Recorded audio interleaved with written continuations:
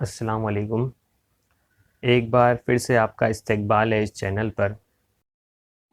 Class 10th history کا chapter number 5 ہے یہ ذرائع ابلاغ اور تاریخ۔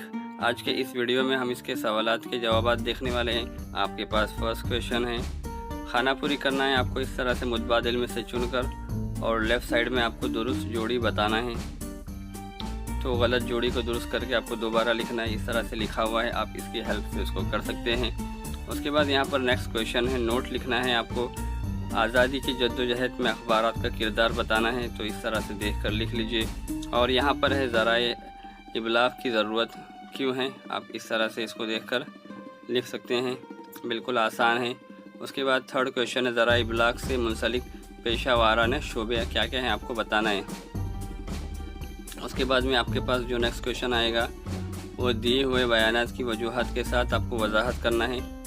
یہاں پر فرسٹ کویشچن دیا جا رہا ہے، اور اس کے بعد یہاں پر سیکنڈ ہے، اخبارات کو تاریخ مضمون کی ضرورت درپیش ہوتی ہے۔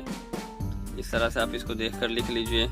اور یہاں پر جو تھرڈ کویشچن ہے، تمام ذرائع ابلاغ میں ٹیلی ویژن انتہائی مقبول ذریعہ ہے۔ اس طرح سے آپ اس کو دیکھ کر لیجئے۔ اور یہاں پر نیکسٹ کویشچن ہے، درج ذیل سوالوں کے 25 تا 30 الفاظ میں آپ کو جواب لکھنا ہے۔ پہلا سوال ہے، اخبارات کے مقاصد بیان کیجیے۔